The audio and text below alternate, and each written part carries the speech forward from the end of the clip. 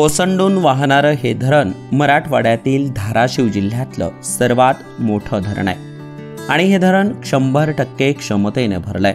त्यामुळे धरण परिसरातील शेतकऱ्यांमध्ये आनंदी वातावरण आहे। धाराशिव जिल्ह्यातील सर्वात मोठं धरण म्हणून ओळख असलेलं सीना कोळेगावचं धरण हे धरण क्षेत्रात झालेल्या दमदार पावसामुळे 100% क्षमतेने भरलंय, तर परिसरातील काही गावांना सतर्कतेचा इशारा देखील देण्यात आलाय।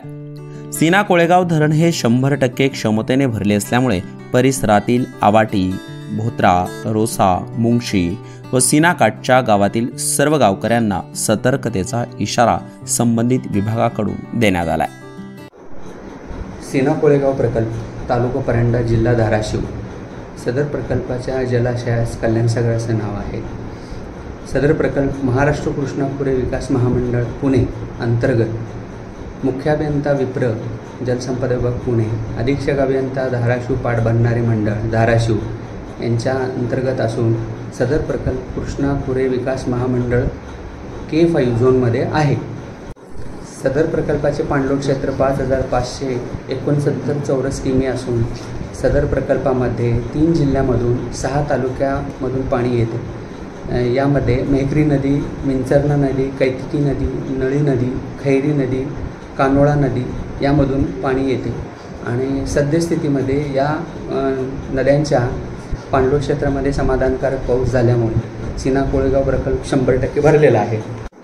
सदर प्रकल्पाचे एकूण पाणीसाठा 150.49 दलगमी असून त्यापैकी उपयुक्त पाणीसाठा 89.34 दलगमी आहे।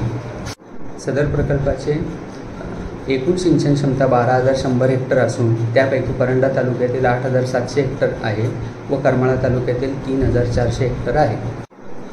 सीना कोळेगाव प्रकल्पात 100% भरलेला असून सदर धरणास 21 वक्रद्वार आहेत।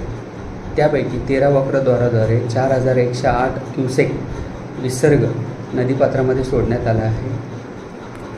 तसेच सदर प्रकल्पावर 3 उपसा सिंचन योजना प्रस्तावित आहेत। त्यापैकी परंडा उपसा सिंचन योजना, करमाळा उपसा सिंचन योजना कार्यान्वित करण्यात आली असून त्याद्वारे आवर्तन सुरू आहे। सीना कोळेगाव धरणामुळे 12,000 हेक्टर क्षेत्र ओलिताखाली येणार आहे। त्यातील परंडा तालुक्यातील सुमारे 8,000 हेक्टर क्षेत्र ओलिताखाली येणार आहे, तर सोलापूर जिल्ह्यातील करमाळा तालुक्यातील उर्वरित क्षेत्र ओलिताखाली येणार आहे। सीना कोळेगावचा प्रकल्प 100% क्षमतेने भरल्यामुळे परिसरातील शेतकऱ्यांमध्ये आनंदी वातावरण पाहायला मिळते आहे।